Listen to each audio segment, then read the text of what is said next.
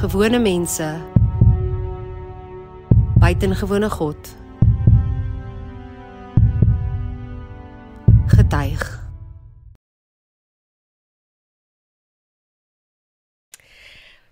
Baie welkom terug hier so by Getuig. Ons het weer vir Jolanda hier en dis weer eens en nog steeds 'n voorreg vir my. So Jolanda, baie welkom terug en ons sien baie uit daarna om vandag jou storie te hoor. So ek gaan nou nie 'n verskriklike inleiding gee nie. I'm gonna say like the English people, the floor is yours. So ja, vertel vir ons vandag, wat is op jou hart? Goeiemôre Germa en baie dankie vir die voorreg wat ek het om hier te kan wees. Ja, dit wat ek getuig is regtig, dit kom uit my hart uit en die bedoeling van my hart is dat dit ander mense se harte kan aanraak of laat moed skep, mense wat dalk in dieselfde posisie sit, soortgelyk as jy, en dit is hoekom ek dit graag wil vertel, en dan die oplossings wat die Here vir my kom gee, die antwoorde, ek wil dit graag deel. So verlede keer het ek met die podcast vertel van hoe die Here vir my 'n vraag gevra het. Daar's een ding wat baie seker is, en dit is dat jy moet sterwe. En een ding wat baie onseker is, en dit is wanneer is jy gereed om jou God te ontmoet? Nou hierdie vraag het vir my uitgedryf dat ek naderhand by die Here kom uitkom het en my hart en lewe vir hom gegee het en die sekerheid van saligheid gekry het en die vrede wat alle verstand te bowe gaan. Nou vandag wil ek die storie vertel rondom die strategie van die vyand met kinders van God. En ek praat nou oor my eie storie. Maar ek dink dit het met baie mense ervaar het ook so in hulle lewens. Nou, baie keer as jy nou weergebore is, dan dink jy, joh, dis nou net maanskyn en rose. Alles gaan goed. Smooth sailing. Maar dis nie so nie. Dis alles behalwe. Die oomblik wat jy Jesus Christus kies jy die lig bo die duisternis, want die woord sê God is lig en in hom is daar geen duisternis nie. So die duisternis is die Satan, die demone, die bose magte. En na jou wedergeboorte val hulle jou aan. Maar in my geval het ek geweldige storms in my huwelik ervaar. En ek het nooit verstaan hoekom en waarom nie, maar ek het nou later besef, die vyand val jou huwelik aan, nê? En dan wil hy hê, jy moet moeg word, jy moet moedeloos word, hy wil hê, jy moet jou oë en jou fokus wegdraai van Jesus Christus, van sy woord. Dan word jy moeg en moedeloos, en dan wil hy hê, jy moet verkeerde keuses en besluite in jou lewe neem.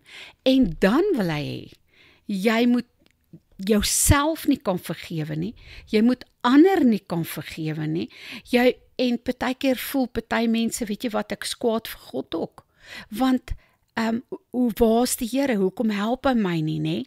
So sy hele strategie is dat jy moet wegdraai van Jesus Christus af.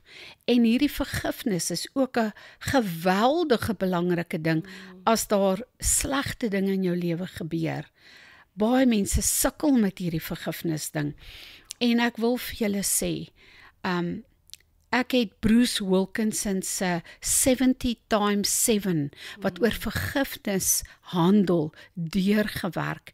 En ek wil vir julle sê, dit is ongelooflik goed. Ja, as dit moontlik is, ja. 'n fantastiese resource. Ja, so en ek wil vandag sê, wat is die doring in jou vlees? Wat is die storm in jou lewe? Is dit dalk ook jou huwelik? Is dit gesondheid? Is dit pornografie? Is dit ander gelowe? Is dit dobbel? Dwelms? Drank? Noem jou storm se naam en weet net, jy's nie alleen nie. Kyk oor my huwelik en my lewe staan daar net genade oorgeskryf. Genade onbeskryflik groot. God's grace and God's mercy. Maar nou wil ek vir jou hoop gee vanmôre. Daar's 'n antwoord, daar's 'n oplossing vir jou probleem. Jesus Christus en sy woord en sy beloftes. En daar's in gebed soveel krag. Ons moet net nie moeg en moedeloos raak en verkeerde besluite neem en wegdraai van die Here nie. So ons moet begin om op die woord te staan. En jy kan Efesiërs 6, dis die wapenrusting wat ons moet aantrek. Die Here sê ons moet nagmaal, ons kan nagmaal gebruik oor ons probleem, want onthou, Jesus het aan die kruis gesterwe vir ons sondes, ons siektes, ons kwale, ons krankhede, ons smarte. Hy het die volle prys betaal. Daar's krag in die bloed van Jesus. Daar is oorwinning in sy naam. Die opstandingskrag van Jesus Christus moet in ons lewens geopenbaar word. En daarom is daar nie vir die Here 'n probleem wat te groot is nie. En jy kan jouself salf, jy kan jou huis salf. Daar's so en lofprysinge, nê? Baie keer vergeet 'n mens van lofprysinge. So dit is die goed wat ons moet begin toepas en uitleef in hierdie storms waarin ons is. En ons fokus weer net op Jesus hou, want die vyand wil hê, jy moenie op Jesus fokus nie. Jy moet op jou storm fokus. En dit is wat ons net nie moet doen nie. En daar's 'n teksvers wat vir my kosbaar is, en die Here sê, die oog van die Here is op die regverdige, en sy ore tot hulle hulp geroep. En dit is vir my so kosbaar, om te kan weet, die Here sien jou, in jou omstandighede, al voel dit nie vir jou so, glad nie so nie. En daar's 'n teksvers wat vir my ook kosbaar is, en ek het ook een keer vir die Here gesê, Here, maar ek verstaan nie hoekom moet ek deur hierdie storms gaan nie, of dit voel soos, dis hierdie ding, en so kan ons aangaan. En weet jy, die een teksvers wat my diep geraak het, en dis wat ek met julle wil deel, is, met dieselfde troos, waarmee die Here jou vertroos het, moet jy ander gaan troos. En dit is die hele doel van getuienis vir my, dat die lesse wat ons uit ons omstandighede leer, en dat ons altyd Jesus Christus se naam groot sal maak. Daar's 'n spreekwoord wat ek baie keer sê, Here, laat omskep hierdie verleentheid in 'n groot geleentheid om te getuig van Jesus Christus se opstandingskrag. Ja. Dis awesome.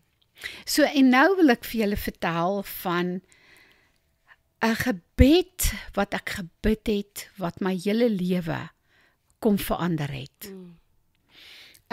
My man se stiefpa was baie siek, en ons het 'n oproep ontvang, en ons is toe hospitaal toe om hom nou te gaan besoek. Nie besef hy's regtig kritiek nie. En ek het 'n kort rukkie wat ek nou my hart vir die Here gegee het, en hier is ons nou met die trappe op by die hospitaal, na die stiefpa se kamer en bed waar hy nou lê. En terwyl ek so die trappe opstap, sê die Here baie duidelik vir my, hierdie stem wat met my praat, die Heilige Gees. En hy sê vir my, praat met hom oor sy siel. En daar's baie mense wat nie wil hê dat 'n mens so baie oor die Here moet praat nie. En party mense sê, moenie met die Bybel onder jou arm loop nie. En party mense sê net hulle kerk is reg, of net hulle geloof is reg, of wat ook al. So ek was baie onseker oor wat moet ek nou hier doen. En toe ons by sy bed kom, toe besluit ek sal die tweede beste doen. Ek gaan nie doen wat ek moet doen nie. Ek gaan die tweede beste doen. En ek sê toe vir hom, pa, ons kan net op die Here vertrou. Nou dit was nie slegte woorde nie. En ek het gedink, dit sal aanvaarbare woorde wees vir al die mense wat nou om hierdie siekbed staan. En toe ons nou na die besoek weer terug gaan huis toe, het ek in my hart geweet, hy gaan sterf. En sy bloed is op my hande, want ek het nie gedoen wat die Here gesê het ek moet doen nie, en die ewigheid is vir ewig. Daar's nie omdraai nie. Dis 'n ernstige besluit en keuse in jou lewe. En ek het op my knieë geval, en ek het gesê, Here Jesus Christus, vergewe my, dat ek nie gesê het wat ek moes nie, dat ek ongehoorsaam was. En ek sê, Here, ek wat Jolanda is 'n pabroek vir Jesus Christus. Maak van my 'n onwrikbare getuie vir Jesus Christus. En julle hierdie gebed, het my hele lewe kom verander, want die Here het hierdie gebed gehoor. En van toe af was daar in my 'n vrymoedigheid wat ek nog nooit in my hele lewe ervaar het nie. Dis nie meer vir my belangrik wat mense van my dink of wat mense van my sê nie. Wat belangrik is wat Jesus Christus van my dink en wat Jesus van my sê. Ek moet in gehoorsaamheid elke dag sê, Vader, hier is 'n nuwe dag. Wat wil U hê? Moet ek doen? Rus my toe met U salwing en met U krag, sodat U naam deur my lewe verheerlik kan word. Ja. En dit vat baie moed om, ek sê altyd, dis maklik om partykeer in 'n oomblik net 'n gebed te gooi. Ja. Maar die Here hoor wat ons sê en partykeer gee vir ons wat vir ons vra. Dis baie waar. En dan moet ons bereid wees om daai ding te doen. Dis wat waar. hy vir ons vra. Dit is so. Ja. So ek het so rukkie terug ons ook vertel van, ek het juis op hierdie einste rooi stoel gesit en bid en ek skryf my gebede en ek sê, Here, vergroot my grondgebied, gebruik my. Amen. Nou ek bid baie goeders, ek meen ons almal, ek sê altyd ons bid baie vir ons kinders, ons almal en dieselfde dag kry ek oproep en ek word uit my comfortzone uitgeruk, want dit wat ek gedink het ek sal miskien eendag doen, kom die Here en gee daai dag vir my die geleentheid om dit te doen. Sure. En ek sê, Here, van alles het U nou besluit om daai gebed te vastrek. En ek sê dit eintlik want ek weet ek moet dit sê, maar tog is dit my hartsbegeerte om dit vir God te doen, en tog hoop jy God se timing is bietjie anders as wat jy dink. Ja. En dan kom die Here deur en hy verwag nie, hy gee vir jou daai opdrag. Ja. En dan moet ons dit doen. En ek moet sê, van al die kere in my lewe wat ek in gehoorsaamheid gewandel het, mense weet mos maar wat jy weet, dit is nou die stem van die Here. Daai joy wat ek ervaar, wanneer ek weet ek doen wat God wil hê ek moet. Hy sê vir my, gee vir my daai ou dit, gesels met die ouer dat, en jy doen dit. Daai vlak van fulfillment en joy kan ek nie beskryf om te weet, ek het nou my Here happy gemaak, want ek het gedoen wat hy van my vra. Dit is amazing, dit bring 'n sekere vlak van groei ook. Ek dink dit bring geweldige geestelike groei ook. Wanneer mens nie net bid nie, maar so bid dat jy hoor wat vir jou gesê word en dan doen wat van jou verwag word. En dis vir ons, groei. Ek wil ook net sê, jy weet, as 'n mens praat oor die Satan, die duisternis, en as jy nou Jesus kies en dis die lig, nê, jy hoef nie die vyand te vrees nie. Ja. Jy hoef nie bang te wees, nou kies ek Jesus en nou gaan die aanslag kom nie. Want weet jy wat, die Here rus ons toe met sy woord, met sy Heilige Gees, en sy vrede wat alle verstand te bowe gaan, is in en by ons, en die bloed is kragtiger, sy naam is kragtiger as enige demonies of bose mag. So ons hoef nooit te vrees rondom dit nie. Maar ek dink 'n mens moet net nie dink oor alles is wonderlik in jou lewe as jy die Here aangeneem het nie, nê? Maar voor ek nou verder gaan, wil ek net onthou om van ouma te vertel. Nee, ek wou nou vra, ons is ook hier om van ouma te hoor. Ons het nou al 'n vorige keer dink ek gesels oor haar. En ek sien baie uit daarna om die volle storie van ouma te hoor. Nou julle, my ouma, nê, was vir my 'n kosbare iemand. Ek is die oudste kleinkind, so ek dink daar was ook 'n spesiale band tussen my en ouma. Ouma het 'n hart van goud gehad, nê? 'n liefdevolle, goeie ouma. En ek was net baie lief vir haar. Maar ouma, my oupa het seer gekry in die myn en ouma moes toe hom gehelp het en gedra het, want hy is te verlam en so aan. En ek het baie respek vir haar gehad om dit te kan doen. Sy het 6 kinders grootgemaak en oupa is toe later oorlede en sy het nie baie geld gehad nie. Maar ouma het besluit, sy sal in die aand naaldwerk doen en sy sal bedags in 'n materiaalwinkel werk en sy het hard gewerk om hierdie 6 kinders self groot te maak en ek het baie respek vir haar rondom dit. Maar die ouer garde mense soos ouma hulle was baie privaat in hulle godsdiens, nê? Hulle het nie, jy moet nie so baie oor die Here praat nie. Dit het sy plek en sy tyd, verstaan? Maar hulle glo en hulle gaan kerk toe, maar nou nie verkeerd verstaan nie. Maar ouma hulle se geslag was net anders. So daar was kere wat ek bietjie met ouma oor haar siel gepraat het en gesê, ouma, dit is so groot en belangrike besluit wat elke mens op hierdie aarde moet neem. En ek wil vir ouma vertel wat met my gebeur het, want ek kan nie ophou vertel nie, dit was so groot. En so het ek nooit verseker geweet, waar gaan ouma die ewigheid deurbring nie. Alhoewel sy 'n goeie, godsdienstige mens was nie. So ouma het toe later in 'n ouete huis beland en sy het baie siek geword. En ek kon nie by haar uitkom nie. En ek het 'n gebed gebid en gesê, Vader, in die naam van Jesus, stuur net iemand oor ouma se pad, wat met haar kan praat oor U en oor die ewigheid, dat ek net sekerheid kan kry, waar ouma die ewigheid gaan deurbring. Min het ek geweet, die Here het 'n plan met my, rondom ouma. Nooit gedink, die Here het so 'n plan nie.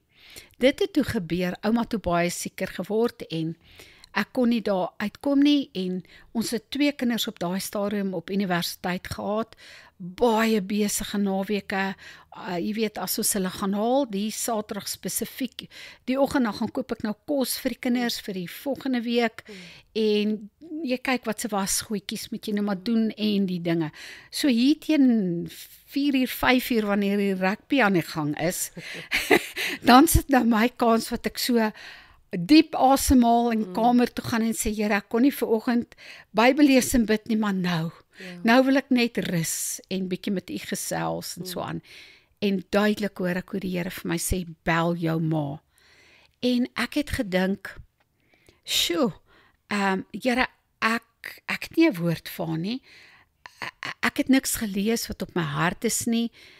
En die Here sê nog steeds vir my, bel jou ma, so 'n dringende stem. Ek besluit toe goed, ek bel my ma. Bel my ma, maar sy huil baie. Ek sê vir my moeder, nou wat is fout? Sy sê vir my, nee, sy is hier by ouma in die kamer. Sy en my stiefpa is by ouma in die kamer. En ouma is sterwend, maar sy kan nie sterf nie. En dit het my geweldig diep geraak, maar weet jy, daar was geen gedagte by my oor enigiets, wat moet ek nou doen nie. Ek het nie geweet wat moet ek doen nie. En toe hoor ek 'n stem vir my sê, ek moet vir my ma sê, om die selfoon by ouma se oor te sit. En dan moet ek met ouma praat. En dis toe wat my ma doen. Sy sit toe die selfoon by ouma se oor, en ek sê toe, hallo ouma, en sy sê vir my, hallo my kind, maar soos in 'n roggelstem, is nie hoe ek ouma ken nie. En onmiddellik het ek besef, hierdie kan die laaste oomblik wees, of die laaste geleentheid wat ek het, om met ouma oor haar siel te praat. En ek sê vir ouma, ek weet jy kan nie meer praat nie, maar jy's by jou volle positiewe nog. Ek gaan 'n gebed bid, maar my gebed gaan jou nie red nie. Jy moet self in jou kop, in erns met die Here praat. Wat ek sê, kan jy herhaal in jou kop en met die Here praat. En ek het toe die gebed gebid, jy weet die sondaarsgebed, om jou sonde te bely, vra vir vergifnis, glo Jesus is die weg, die waarheid en die lewe, hy is ons verlosser, ensovoorts. En ek het toe nou die gebed klaar gesê, en toe raak het stil. En toe vat my ma die foon, en toe sê ek net totsiens.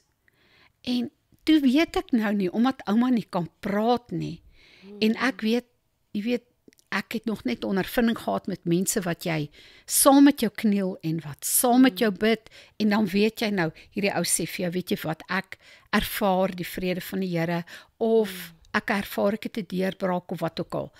Ek weet nie hoe voel ouma nie.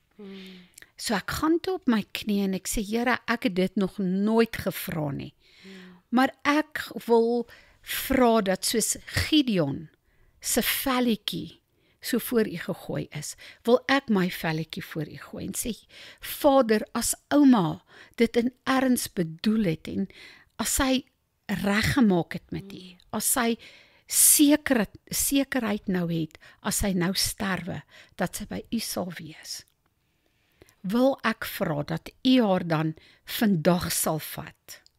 Dit sal vir my 'n teken wees. En ek het so gebid, en dit was seker omtrent 'n uur, 2 ure plus minus. Toe bel my ma, en sy sê vir my kind, ouma het so pas gesterwe. En sy het so in vrede gegaan. En na die tyd het ons eendag weer by my ma gaan kuier, en my stiefpa het 'n baie interessante iets gesê. Hy het gesê, her face uplifted, something happened, her face uplifted, die oomblik wat ek toe nou gebid het, en waar ek glo ouma toe self in haar kop met die Here toe gepraat het. En dit was seker vir my die wonderlikste iets, om dit te kon hoor, dat iets gebeur het met ouma. Dit het my hart soveel vreugde verskaf, want ek dink die grootste ding is wat, ons wil mekaar eendag in die hemel sien. Ja. Dit sal wonderlik wees, maar om dit te kan doen, moet ons weet, ons geliefdes het die keuse vir Jesus Christus gemaak, en dan alleen gaan die kring voltooi wees. So dit is ouma se verhaal, en ek gaan ouma in die hemel eendag sien. Ja. En ek sit nou hier en luister, en ek dink by myself, dis so amazing, en jy het vroeër genoem, sy was 'n goeie mens. Ja. Sy was 'n kerkgaande persoon. Ja. En presies so was die ouer mense. Hulle het geglo, elke Sondag is hulle in die kerk, die kinders word gekatkeseer, of wat se denominasie hulle ook al is. Maar ons almal het daai storm, en is daai storms wat baie keer 'n hakplekkie los. Dis waar. Baie keer is dit unforgiveness. Dis waar, né? ja. Wat veroorsaak, laat ons daai ding laat broei en broei en broei. En alhoewel ons goeie mense is, en alhoewel ons miskien nog ons Bybel, soos ek, vir 5 jaar langs my bed laat lê het, ek was ook 'n goeie mens. Ek was 'n mislike een, maar ek was 'n goeie een. Ja. Ek was definitief ongered geweest. En ek dink daar's bitter baie mense wat weens seer kry, weens die lewe. Ja. Daai seer, wat dit ook al mag wees, begin laat groei en broei, en dit veroorsaak dat hulle eintlik wegbeweeg van die Here en van redding af. Ja. Partykeer is hulle so kwaad, hulle wil nie die redding hê nie. Dis waar. maar is nooit te laat nie. Hoe oud was ouma? Sy was 87. Ja, so dit was 'n leeftyd en daar was redding vir haar in die laaste, ek wil amper sê die laaste oomblikke. Ja, dis waar. En ja, en dit is vir my so, ek het al stories gehoor en ek het 'n storie van my eie van die Here baie keer 'n fisiese manifestasie gebruik vir ons om te kan sien. Hy werk, né? Ja. Soos daai die uplift van haar gesig. Ja. Die mense om haar kon sien en kon getuig. Something changed. Nou as 'n mens lewe en jy gaan aan, dan is jou lewe gewoonlik die verandering. Mense kan sê, "Wow, is iets anders in hierdie persoon," jy weet. Ja. Maar selfs in die laaste oomblikke is die Here se genade groot Dis en waar. daar Ja. en bereikbaar. Ja. As ons dit net vat, maar dis 'n self. Ons kan bid en sobat en ons kan ons mense opdra, maar dis 'n self. Soos wat jy gesê het, ouma, ons weet jy kan nie praat nie, maar jy kan hierdie saak met die Here opneem. Ja. In jou hart en in jou verstand. Ek dink jy raak baie diep dinge aan vandag, hoor, baie diep, en ek stem met jou saam, soos wat ons deur die lewe gaan. Ek meen, daar's mense wat ou seer maak, Ja. 'n skokke, teleurstellings, en dan moet jy jou hart so bewaak dat jy nie bitterheid toelaat of dit koester en net maak asof dit nie gebeur het nie. En dan kom maar triggers en dan ontplof jy weer. Ja. En dan besef jy, weet jy wat, ek is nog nie waarlik vry nie. Ja. Ek is nog nie ten volle genees nie. En die Here wil genees. Ja. Hy wil daai bitterheid vat. Ek vertel hierdie verhaal gereeld. Laat die persone by wie ons salwingsolie kry. Ek was eendag by 'n werkswinkel van haar en sy het vertel dat mirre is 'n plant natuurlik waarvan ons die mirreolie kry, maar mirre is 'n verskriklike bitter ding. Maar hy het 'n lekker verskriklike soet geur, verskriklik gewild, duursame ding wat mos maar gebruik word in al wat 'n parfuum is en so meer. En sy verduidelik dat mirre slegs 3 keer in die Nuwe Testament gebruik was of genoem was. Een as 'n geskenk wat gebring was vir Jesus toe hy gebore is. Die tweede keer aan die kruis en die derde keer wat hulle dit moes vermeng met die wyn of wat ook al. En dan die derde keer by die behandeling van sy liggaam by sy begrafnis. En sy verduidelik dit so mooi dat sy sê dat elke keer was hy nie die ontvanger daarvan nie, want in die eerste plek was sy moeder wat dit ontvang het, sy ouers, en in die tweede plek het hy dit geweier, want dit was bedoel as 'n verdowingsmiddel. Ja. En hy wou nie verdoof wees nie, hy wou met alles in oorgawe sy lewe gee, sonder loopholes wil ek amper sê. En by die begrafnis was dit sy liggaam, hy was nie daar nie, dit was net sy liggaam. En sy sê, eintlik is alles God se, alles is die Here se. Hy is almagtig, alles is syne. Maar wat hy nie kan vat by jou, net vat nie, want hy's 'n gentleman, hy vat nie net nie, nê, is jou bitterheid. Ja. Jy kan dit vir hom gee, en hy kan dit vat, en hy kan dit omkeer in 'n lieflike geur. Ja. En bitterheid is 'n geweldige ernstige ding. Die dinge wat ek self al in my lewe deurgegaan het, op 'n stadium het die lewe my ook getref. Ek het ook maar 'n huweliksteleurstelling gehad, kom by die huis en alles is net gelos met 'n briefie op die tafel. Dit was vir my 'n geweldige skok en dit was soos 'n mat wat onder my uitgeruk was. En ek onthou so goed, dit was verskriklik erg vir my en ek het net gebid, Here asseblief, help vir my dat ek nie met bitterheid, laat hierdie ding my nie verbitterd maak nie. Ja. Want ek het op daai stadium besef wat bitterheid aan 'n mens kan doen, want ek het dit al 'n voorreg met my ma se goeders, het ek bitterheid gehad, bitterheid teenoor die Here. En dit was my gebed oggend, middag, aand, Here, help my asseblief om weens hierdie seer nie verbitterd te raak nie, want 'n verbittering kan jou besoedel en jou lewe eintlik kos. Ja, nee, Dag tot dag, maar in die ewigheid ook. jy weet, dis hoekom ek daai van Bruce Wilkinson, 70 times 7, hè, Fantasties, ja. hy vertel vir jou werklike gevalle wat gebeur Ja. het, en dan kan jy assosieer met die persone, en dan vertel hy vir jou, hoe kan jy maak om jouself te vergewe? Of hoe Want kan dis jy 'n baie moeilike een. is verskriklik want ons is baie keer so streng op onsself, nê? Nee? Of ander mense, jy weet, ja, jy's 'n Christen. Wat maak jy of wat ook al. En ons wys so maklik vinger. Jy weet ek dink ook en dan om jy weet party mense is kwaad vir die Here oor goed wat met hulle gebeur het en partykeer is dit swaar om ander te vergewe omdat jy voel dis onregverdig dit wat aan jou gedoen word nê veral as mens baie glo aan 'n ding is reg of hy's verkeerd dis regverdig dis nie maar weet jy om dan net oor te gee want die Here sê my kom die wraak toe ek sal vergelde dis nie jou werk nie en ek sê altyd waar ons nou staan is die Here is nog ons redder. Maar eendag as hy die regter is, sal hy ook regverdig oordeel. So hom kom die wraak toe en nie vir ons nie. So ons moet ons harte baie oppas in hierdie tyd wat nie altyd maklik is nie, nê? Ek dink nie een van ons is volmaak nie. Ja. En ons almal het foute en tekortkominge en het al een of ander tyd in ons lewe verkeerd besluit of gekies of wat ook al nie. Of iemand seer gemaak. Bewustelik of onbewustelik. Dis reg. En daarom ontstaan net onder God se genade. Sy genade is groot oor ons en daarom kan ons so lief wees vir hom. Want hy het ons eerste lief gehad, nê? Volkome. Ja. En hy weet ook alles. Wat ons dink, niemand anders wil, ons wil nie hê mense moet weet wat agter geslote deure aangaan. Ons wil nie eintlik hê mense moet weet ons gaan deur hierdie uitdagings sien. Selfs met al daai baggage, weet die Here wie hy is en hy het jou volkome lief. Onvoorwaardelik. Ja, jy hoef dit nie te verdien nie. Nee. En ek dink, vir my is die grootste ding ook om jou Christendom uit te leef. Nie, dit is belangrik om die woord te ken, hè? Alles te weet en dan te sê Vader, rus my toe vir my daaglikse taak en gebruik U my waar U my wil gebruik of wat ook al.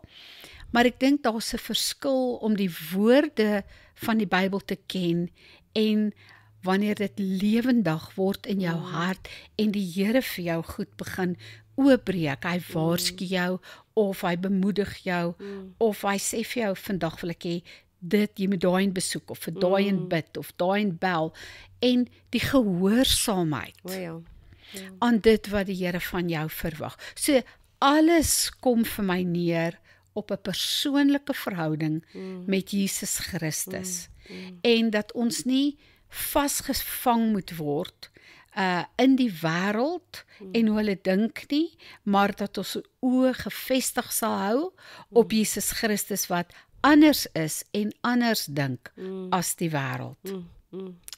Definitief. En hy sal ons staande hou, juis omdat ons oë op hom hou. Dis so waar, dis so waar.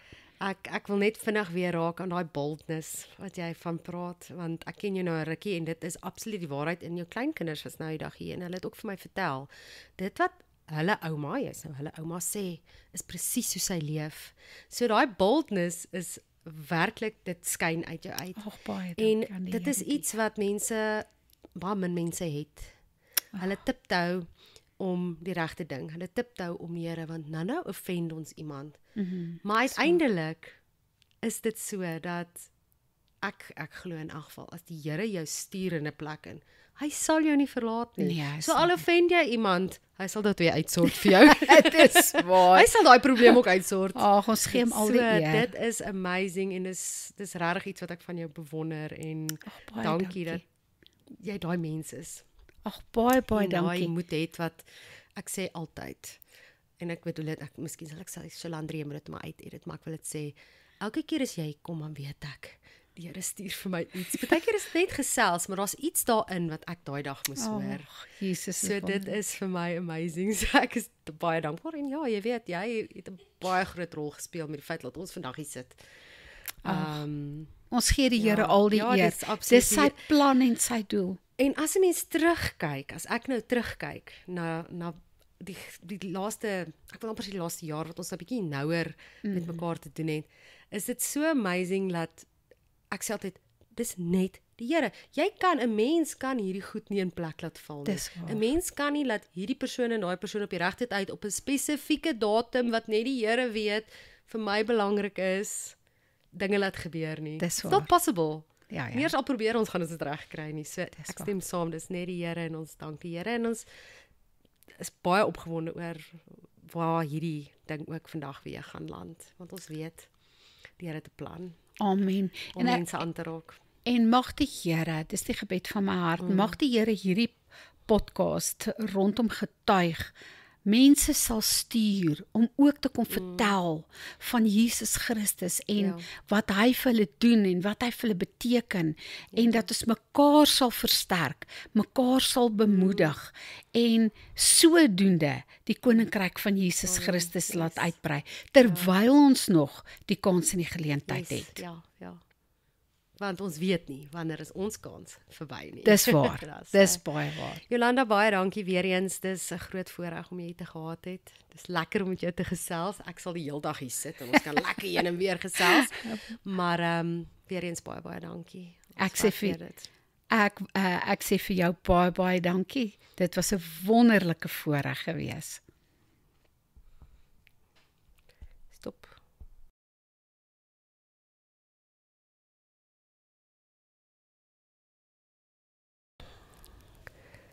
Getuig, die podcast is gebore uit seer. Maar hy is hier om jou storie te hoor. En daarom nooi ek jou uit. As jy jou storie wil kom deel met ons, as jy jou storie, jou getuienis wil laat opneem, nooi ek jou uit, kontak ons. Ons inligting sal beskikbaar wees op ons sosiale media. Kontak ons. Ons wil graag met jou gesels, ons wil graag jou storie opneem, sodat dit ook uit kan gaan en op die ore kan val wat God bepaal. Ons sien uit om jou storie te hoor.